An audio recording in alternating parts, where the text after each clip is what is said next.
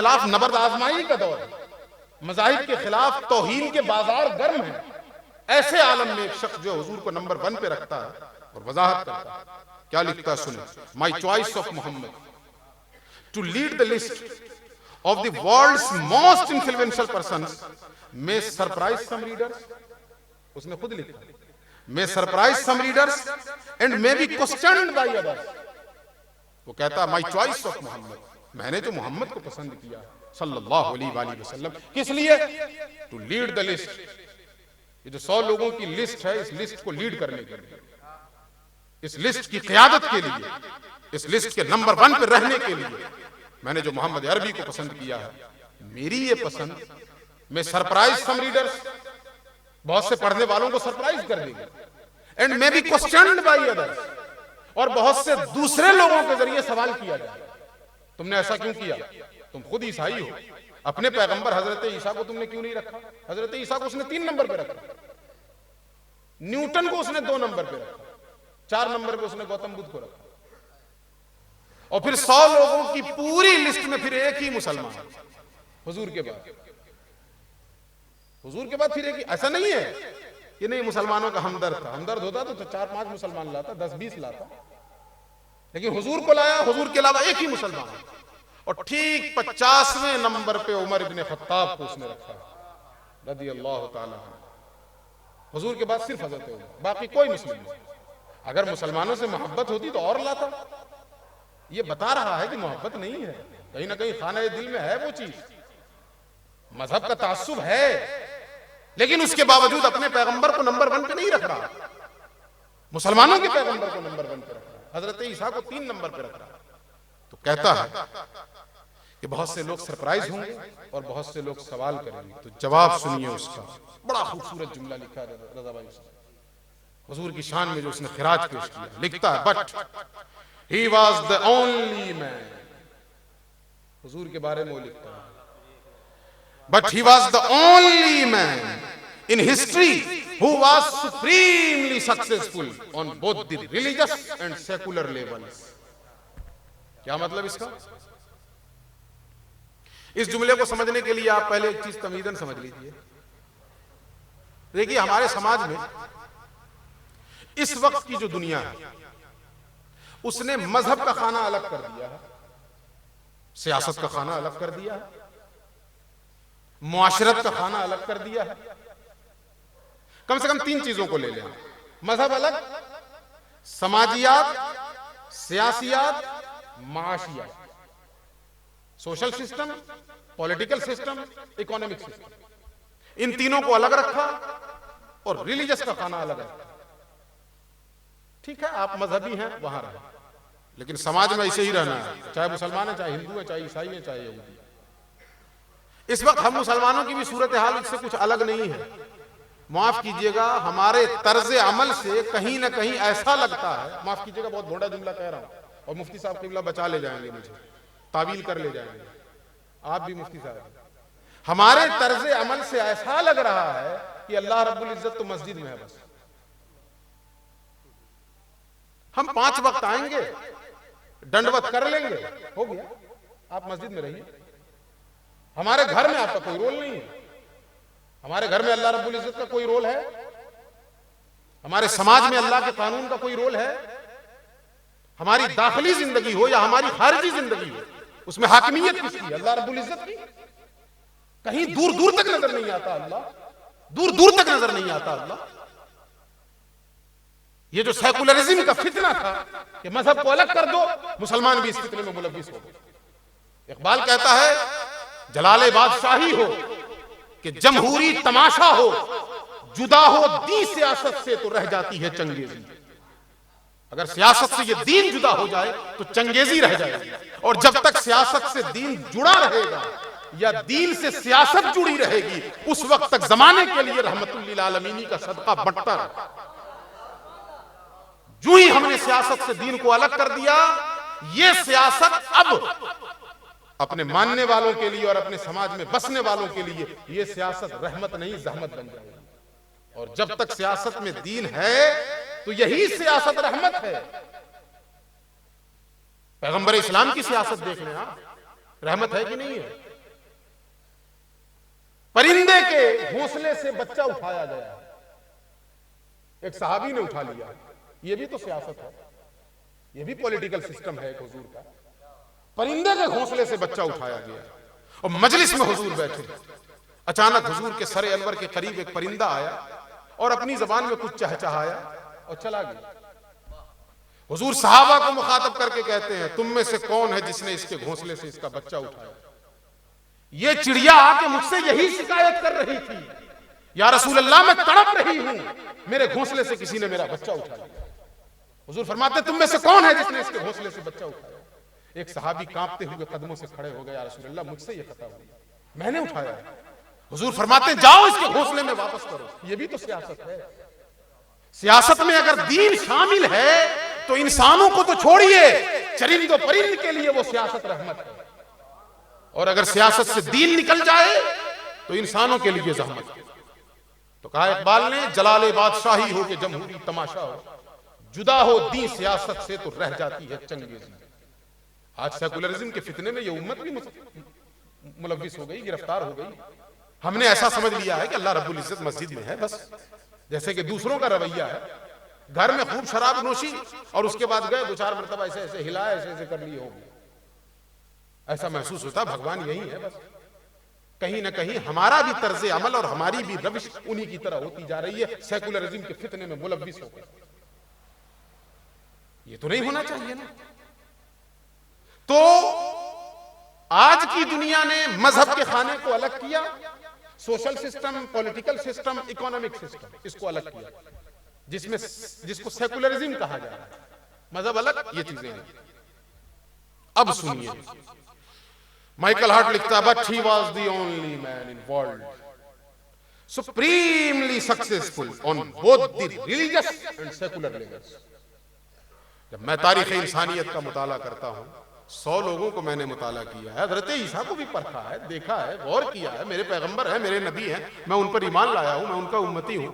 लेकिन इस एतराफ के बावजूद ये भी एतराफ करता हूं, but he was the only man in world, इस दुनिया के अंदर, इस कायनात के अंदर, मोहम्मद अरबी की तो एक ही हस्ती है, एक ही हस्ती है, एक ही हस्ती बन चुकी। जब तेरी तस्वीर जमील शुगले तस्वीर गरी छोड़ दिया और कह के अकमल तो लकुम दीनकुम फख्र के साथ दानिस्ता मुसव्विर ने कलम तो, एक ही हस्ती तो बनी है मोहम्मद, कोई नजीर नहीं, कोई मिसाल नहीं। बनाने वाला बेमिसाल और उस बनाने वाले ने जो बनाया है हुजूर को वो भी बेमिसाल, कोई नजीर है ही नहीं, कोई मिसाल है ही नहीं। तो कहता है Michael Hart, but he was the only man in world. मैं इस नतीजे पर पहुंचा हूं कि मोहम्मद अरबी की तो एक ही हस्ती है, जमाने में कोई दूसरा है ही नहीं, करीब भी कोई फटकता हुआ नजर नहीं आता, दूर दूर तक कोई नहीं। किस बात पे? Supremely successful on both the religious and secular levels, कि जो मजहबी मैदान में भी इंतहाई कामयाब है और सेकुलर फील्ड में भी इंतहाई कामयाब है। फैसला करना मुश्किल है कि मजहबी मैदान में मोहम्मद ज्यादा कामयाब है या सियासियात में ज्यादा कामयाब है, समाजियात में ज्यादा कामयाब है, माशियात में ज्यादा कामयाब है। फैसला करना मुश्किल है। जिस फील्ड में देखिए मोहम्मद अरबी इंतहाई चोटी पर, इंतहाई चोटी पर, कोई उनके मुकाबिल में नजर नहीं आता है। दूसरे लोग को सिर्फ सर उठा के देखें तो टोपी गिर जाए, हुजूर की रिफत को और हुजूर की बुलंदी को दूसरे लोग अगर देखना चाहें तो टोपी गिर जाए। और उसके बाद वो कहता है मैंने हजरत ईसा को देखा, उनकी जिंदगी को भी पढ़ा, मुताला किया, इस नतीजे पर पहुंचा हूं। मजहबी फील्ड में बहुत आला, बहुत अरफा है, ठीक है, बहुत किरदार है उनका मजहब के मैदान में, लेकिन सेकुलर फील्ड में उनका कोई रोल नहीं, सियासियात में उनका कोई रोल नहीं है, माशियात में उनका कोई रोल नहीं है। लेकिन मोहम्मद अरबी की हस्ती जिस मैदान में देखो आए, जिस मैदान में देखो आए, जिस मैदान में देखो मेराज के नुक्ते उरूज पर इंतहाई बुलंदी। अब तीसरी मिसाल, एक यहूदी है, उसने क्या कहा सुना, बीच में 1920 और 1980 के बीच, नाम में उसका भूल, अजीब टेढ़ा सा नाम, यहूदी है वो शख्स। क्या कहता है? कहा दुनिया में बहुत सी तकरीरें की गई, बहुत सी नसीहतें की गई, बहुत से वाज कहे गए, वाज उसने कहा बहुत सी नसीहत है, मैं भी कर रहा हूं, लेकिन क्या ये नसीहत मेरी अपनी अमली जिंदगी में है? मुसलमान अपने दिल से पूछ, मुल्ला से न पूछ। मैं जो बोल रहा हूं क्या मेरी अमली जिंदगी में वो खुद मौजूद है? दूर दूर तक कहीं कोई नजर नहीं आता। यहूदी शख्स कहता है दुनिया में बहुत से लेक्चर दिए गए, बहुत से वाज कहे गए, बहुत सी नसीहतें की गई हैं, लेकिन किसी वाज और किसी नसीहत और किसी भी तकरीर का मुकाबला पैगंबर के वाज और पैगंबर की नसीहत से नहीं, मोहम्मद अरबी की नसीहत से नहीं है। क्यों? अब जो बात उसने बताई है वो सुनो। कहता है वो यहूदी शख्स, पैगंबर ने खुतबे हज्जतुल विदा के मौके पर नसीहतें बाद में की हैं, जो नसीहतें वो कर रहे हैं उन नसीहतों की बुनियाद पर समाज पहले कायम कर दिया है, मुआशरा पहले कायम कर दिया है। जो जो फिक्रें आप पेश कर रहे हैं, फिक्र बाद में दे रहे हैं, पहले उन उसूलों की बुनियाद पर एक समाज कायम करके दिखा दिया है दुनिया वालों के सामने। जिस समाज में किसी अरबी को आदमी पर फजीलत नहीं है, किसी आदमी को अरबी पर फजीलत नहीं है, किसी गोरे को काले पर फजीलत नहीं है, किसी काले को गोरे पर फजीलत नहीं है। कुरैश के सरदार लाइन में खड़े हैं और हबशा का बिलाल काबे की छत पे खड़े होकर अजान पुकार रहा है। पैगंबर ने पहले मुआशरा कायम कर दिया है, समाज की बुनियाद रख दी है, फिर नसीहत कर रहे हैं।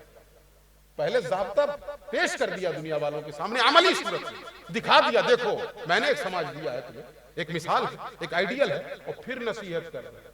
अब बाकी नसीहतें दुनिया की सिर्फ नसीहत है, थ्योरीज, प्रैक्टिकल नथिंग, कुछ नहीं। प्रैक्टिकल लाइफ में उनका कोई असर नहीं, सिर्फ थ्योरीज दी जा रही है। आप देख लीजिए, मानने वाले लोग थ्योरी कुछ और बता कुछ रहे हैं इस वक्त। अब मैं इसको कुरेदूंगा नहीं, वरना फिर चूंकि बंगाल में हालांकि बोल सकते हैं, बंगाल महफूज है माशाल्लाह, बंगाल में कोई लफड़ा नहीं है, लेकिन फिर भी नहीं बोले। बहरहाल 3 मिसालें मैंने आपको, जिन लोगों ने पढ़ा, समझा, गौर व फिक्र किया, इस नतीजे पर पहुंच गए हैं कि अगर कुरान कहता है इस नबी को रहमतुल लिल आलमीन, तो इसने अपनी हस्ती से साबित कर दिया है कि हाँ, ये मुआशरे के हर तबके के लिए रहमत है। इंसान नहीं, इंसान तो बड़ी चीज है, जानवरों के लिए रहमत है। जानवर बड़ी चीज है, नबातात के लिए रहमत है, जमादात के लिए रहमत है, किसके लिए नहीं रहमत है? पैगंबर गुजर रहे हैं, पीछे से किसी ने आवाज दी, या रसूल अल्लाह। उसने मुड़ के देखा, कोई नजर नहीं आया, फिर आवाज दी, फिर मुड़ के देखा, कोई नहीं, फिर आवाज दी। उस हिरन ने मुतवज्जे किया अपनी तरफ, या रसूल अल्लाह मैं बुला रही हूं आपको, मेरी तरफ तवज्जो फरमाया। हुजूर ने तवज्जो की तो देखा कि जाल में एक हिरन फंसी हुई है। उसके करीब गए, उसने बुलाया था ना मदद के लिए। आज या रसूल अल्लाह बेएतराज है, जानवर पुकार रहे हैं, इनको एतराज है। तुमसे बेहतर तो वो जानवर थे, हाँ? जो या रसूल अल्लाह पुकार रहे हैं, तुमको एतराज है। उम्मत का तो इस पर इत्तेफाक है, उम्मत का तो इजमा है। अच्छा, आप कहिएगा कि नहीं नहीं, वो तो बाहयात थे ना नबी, तब न पुकारा था। तो इमाम ज़ैनुल आबिदीन का जरा शेर सुन लीजिए, या रहमतल लिल आलमीन अदरिक लिज़ैनिल आबिदीन। ये कब पुकारा है आपने? हुजूर के विसाल के बाद पुकारा है ना, या रहमतल लिल आलमीन अदरिक लिज़ैनिल आबिदीन। बहरहाल ये बात दूसरी तरफ चली जाए। गए उसके करीब हुजूर गए, पूछा कहो। उसने कहा हुजूर, मुझे किसी शिकारी ने जाल में फंसा लिया और मेरे छोटे छोटे बच्चे हैं और वो भूख और प्यास से तड़प रहे हैं। आप मुझे खोल दें, मैं अपने बच्चों को दूध पिला के फिर वापस आ जाऊंगा। हुजूर ने मुस्कुरा के कहा, खोल दूं और नहीं आओ तब? मैं तुझे खोल दूं, तुम किसी की अमानत हो, तुझे किसी ने अपने जाल में फंसाया है और मैं तुझे खोल दूं और तू वापस नहीं आई तो जवाब सुनो उसने क्या कहा। या रसूल अल्लाह, अगर मैं वापस नहीं आई तो वो जात कल कयामत के दिन मुझे रुस्वा कर दे जिसने आपको नबी बरहक बनाकर भेजा। खोल दिया उसने, हुजूर ने उसको, चली गई। बच्चों को उसने दूध पिलाया। इस बीच में वो शिकारी आ गया, उसने देखा मेरे जाल से हिरन गायब। अब हुजूर से लगा वो बहस कर। हुजूर ने फरमाया, वो तुम्हारा शिकार आ जाएगा, तुम परेशान ना हो। अब ये समझाने की कोशिश, कहाँ शिकार आएगा, आप भी लगा रखे हैं, कहाँ कैसी बातें कर रहे हैं, शिकार अब पलट के आने वाला, जो गया तो गया, भाग गई वो तो हिरन। अभी ये गुफ्तगू हो ही रही है कि हुजूर ने फरमाया वो देखो तुम्हारा शिकार चला आ रहा है, वो हिरन चली आ रही है। रहमत, हुजूर रहमतुल लिल आलमीन ऐसे ही नहीं है, अपनी रहमत हर कायनात के हर तबके पे करके दिखाया हुजूर। हिरन करीब आ गई,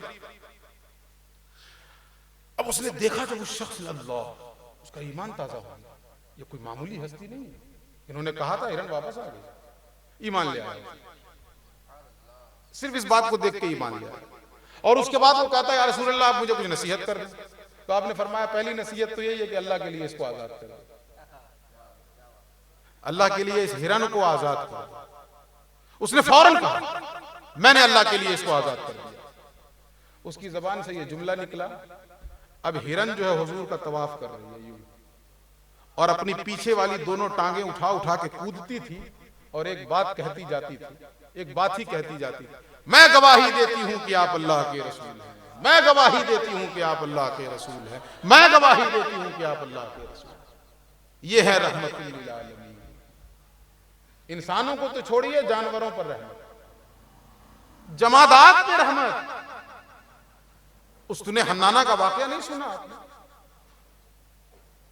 हुजूर मस्जिद नबवी में खुतबा दिया करते थे तो खजूर की एक लकड़ी थी जिसपे हाथ रख के खुतबा दिया करते थे, जिसपे टेक लगा के खुतबा दिया करते थे। मदीने की एक खातून थी, उसने कहा या रसूल अल्लाह मेरा गुलाम बढ़ई है, अगर आप इजाजत दें तो मैं आपके लिए एक मिंबर बनवा दूं। हुजूर ने फरमाया इजाजत है। उसने अपने गुलाम से मिंबर बनवा दिया, मिंबर मस्जिद नबी में लाके रखा गया। हुजूर मिंबर पे चढ़े खुतबा देने के लिए, खुतबा दे रहे हैं, अचानक रोने की आवाज, और ऐसे रोने की आवाज जैसे कोई बच्चा अपनी मां से बिछड़ गया, इस अंदाज में रोने की आवाज। साहबा परेशान, ये रोने की आवाज कहां से आ रही है? बाद में गौर किया तो मालूम हुआ उस लकड़ी से आवाज आ रही है जिस लकड़ी पे हाथ रख के हुजूर खुतबा दिया करते थे। क्योंकि आज हुजूर ने हाथ नहीं रखा, आज चले आए मिंबर पे, आज हाथ नहीं रखा, मुस्तरिब हो गई, फूट फूट के वो लकड़ी रो रही है, ऐसे रो रही है जैसे मां से बच्चा बिछड़ गया, बच्चा अपनी मां से बिछड़ गया। ऐसे आलम में हुजूर उतरते हैं मिंबर से और उसको यूं सीने से लगाते हैं जैसे कोई मां अपने बच्चे को सीने से लगाती है। रावी बयान करते हैं कि वो इस तरह चुप हो गया जैसे मां के सीने से लगते बच्चा खामोश हो गया। ये रहमत नहीं तो और क्या है? समाज का कोई ऐसा तबका नहीं है जिस पर हुजूर ने अपनी रहमत का साया न किया। यह सिर्फ दावा नहीं है वमा अरसलनाका इल्ला रहमतल लिल आलमीन, इस दावे के पीछे पैगंबर की 63 साला हयात तैयबा का एक एक लम्हा दलील है, एक एक लम्हा दलील है। आप देखते चले जाए किनके किनके लिए रहमत है हुजूर। अबू सुफियान शुरू से लेकर आखिर तक इस्लाम की जड़ खोदने की कोशिश, इस्लाम को कमजोर करने की कोशिश, इस्लाम को डैमेज करने की कोशिश, हर महाज पे प्रोपेगेंडा बना रहे हैं अबू सुफियान। बिल्कुल एकदम ये समझ लीजिए कि कलीदी किरदार रहता था मुशरिकीन की तरफ से हजरत अबू सुफियान का, जब तक ईमान नहीं लाए। और फतेह मक्का में जब फातिहाना शान से दाखिल हो रहे हैं हुजूर ने उस वक्त खड़े होकर पूछा, अहले मक्का किस चीज की उम्मीद रखते हो तुम मुझसे, मैं क्या करूंगा तुम्हारे साथ? तो अहले मक्का भी बड़े चालाक, उन्होंने कहा आप करीम भाई हैं और करीम बाप की औलाद हैं, हम आपसे करम की उम्मीद रखते हैं। आप करीम भाई हैं और करीम बाप की औलाद हैं, हम आपसे करम की उम्मीद रखते हैं। इस पर हुजूर फरमाते हैं ला तसरीब अलैकुमुल यौम इज़हबू अंतुम मुत्तलका, आज के दिन तुम पर कोई मुआवजा नहीं किया जाएगा। मेरे चचा के कातिलों को भी मैंने माफ किया और सबसे पहले मैंने अपना खून माफ किया, अब दूसरों से कह रहा हूं कि तुम भी अपने अपने खून माफ कर दो। ये रहमत नहीं तो और क्या? और इसी पर बस नहीं, हुजूर ने फरमाया जो काबे में चला जाए उसे अमान, जो हथियार डाल दे उसे अमान, जो अपने घर में दाखिल हो जाए उसे अमान, जो कुंडी बंद कर ले उसे अमान। यहां तक फरमाया जो अबू सुफियान के घर में दाखिल हो जाए उसे अमान। इतना सुनना था कि अबू सुफियान के दिल के अंदर एक बेचैनी सी पैदा हुई, एक इज़्तिराब सा पैदा हुआ। अल्लाहू अकबर, ये कौन सा शख्स है, ये कैसी हस्ती है? पूरी जिंदगी में जिसे डैमेज करने की कोशिश करता रहा, पूरी जिंदगी जिसे मैं तकलीफ पहुंचाने की कोशिश कर रहा, न सिर्फ ये कि मुझे अमान दे रहा है, मेरे घर को दारुल अमान बना दे रहा है। मेरे घर में जो दाखिल हो जाए उसे भी अमान है। अबू सुफियान के दिल की दुनिया बदली, दौड़े दौड़े हुजूर के कदमों में, या रसूल अल्लाह मुझे भी ईमान वाला बना, मुझे भी अपना कलमा पढ़वा। ये रहमत नहीं तो और क्या। तो समाज का कोई ऐसा तबका नहीं जो ये कह सके कि मेरे ऊपर हुजूर की रहमत नहीं है। अब आइए, ये बात तो इधर निकल गई, हालांकि मैंने मौजू ये नहीं उठाया था। अब सुने हमारे लिए क्या हुक्म है। इतना अजीम पैगंबर अल्लाह रब्बुल इज्जत ने हमें अता कर दिया, मुफ्त में मिल गया इसलिए नाकदरी है। वो रसूल हमें मुफ्त में मिल गया ना, इसलिए नाकदरी है। ये कौन रसूल है मालूम है? 12 जलीलुल कद्र नबियों ने इस रसूल की उम्मत में पैदा होने की आरजू की। नबियों ने इस रसूल की उम्मत में पैदा होने की आरजू की है। इब्ने असाकिर ने एक रिवायत बड़ी तफसील से लिखी है कि हजरत मूसा ने एक दिन अपने रब से अर्ज की कि मेरे मालिक, मैंने अलवाह में एक ऐसी उम्मत का तज़किरा पढ़ा है जो आएगी सबसे अखीर में, जमाने में तो सबसे अखीर में आएगी, लेकिन कल क़यामत के दिन जब जन्नत में जाने का हुक्म दिया जाएगा तो सबसे आगे आगे वही उम्मत रहेगी। तो हजरत मूसा ने कहा मेरे मौला वो उम्मत मेरी उम्मत बना दे। तो अल्लाह ने फरमाया वो तो मेरे अहमद की उम्मत है। हजरत मूसा ने कहा मेरे मौला मैंने एक ऐसी उम्मत का तज़किरा पढ़ा है जिनकी मजहबी किताबें उनके सीनों में महफूज होंगी और बगैर देखे वो उसकी तिलावत करेंगे, वो उम्मत मेरी उम्मत बना दे। अल्लाह ने फरमाया वो तो मेरे अहमद की उम्मत। इससे पहले किसी भी उम्मत में अल्लाह की किताब का हाफिज सिर्फ नबी होता था, उम्मती नहीं। तौरात अल्लाह की किताब है, इंजील अल्लाह की किताब है, ज़बूर अल्लाह की किताब है, इसके अलावा कुछ सहीफे भी हैं, सोहफ़े इब्राहिम व मूसा जिसको कुरान में कहा गया। सिवाय नबी के किसी उम्मती को यह शरफ नहीं है कि वो किताबुल्लाह का हाफिज हो, लेकिन हुजूर की उम्मत को यह शरफ बख्श दिया गया है। 7 साल का बच्चा सीने में कुरान मौजूद, सीने में कुरान महफूज, बगैर देखे तिलावत। तो हजरत मूसा ने कहा मेरे मौला वो उम्मत मेरी उम्मत बना दे। अल्लाह ने कहा वो तो मेरे अहमद की उम्मत। हजरत मूसा ने कहा मेरे मौला मैंने एक ऐसी उम्मत का तज़किरा पढ़ा है जो खुद ही कुर्बानी करेगी, खुद ही सदका करेगी, खुद खा लेगी, सवाब भी पालेगी, वो उम्मत मेरी उम्मत बना दे। पहले की उम्मतों में कुर्बानी का गोश्त खुद नहीं खा सकते, जाके पहाड़ पे रखा, जंगल में छोड़ा, लेकिन हुजूर की उम्मत को अल्लाह ने शरफ दिया खाओ, कुर्बानी करो, खाओ, सवाब पाओ। हजरत मूसा ने कहा वो उम्मत मेरी उम्मत बना दे। अल्लाह ने कहा वो तो मेरे अहमद की उम्मत।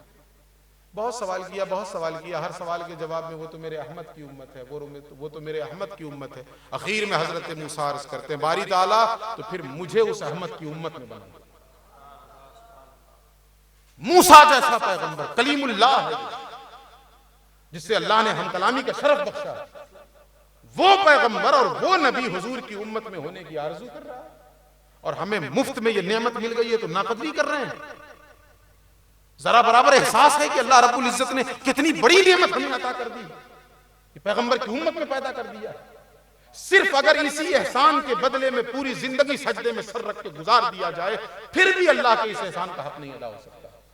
सिर्फ इसी एहसान का अगर शुक्र अदा करना चाहें कि अल्लाह ने अपने हबीब की उम्मत में पैदा कर दिया है, सिर्फ इस एहसान का हक नहीं अदा कर सकते हम। और कुरान की जो आयत है ना, सुम्मा लतुसअलुन्न यौमइज़िन अनिन नईम, फिर उस दिन तुमसे नेमत के बारे में पूछा जाएगा।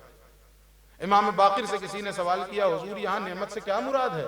तो आप फरमाते हो मुहम्मदुर रसूलुल्लाह सल्लल्लाहु अलैहि वसल्लम, सुम्मा लतुसअलुन्न यौमइज़िन अनिन नईम, तुमसे नेमत के बारे में पूछेगा, यानी अल्लाह तो सिर्फ तुमसे ये पूछेगा मैंने तुम्हें अपना इतना अजीम रसूल अता कर दिया था, बता तूने इस रसूल की कद्र की थी कि नहीं की? इतना अजीम रसूल मैंने दे दिया था, इस रसूल के मिशन से तुम्हें प्यार था कि नहीं था? इस रसूल की तहरीक से तुम्हें मोहब्बत थी कि नहीं थी? आज हमने ये समझ लिया है कि नारों से ये साबित हो जाएगा कि हम रसूल से मोहब्बत करने वाले हैं और रसूल से हमारा ताल्लुक है। कुरान ने एक ज़ाब्ता हमें दे दिया है, इन्ना औलन्नास बिइब्राहीम लल्लज़ीना इत्तबऊ, लोगों में इब्राहीम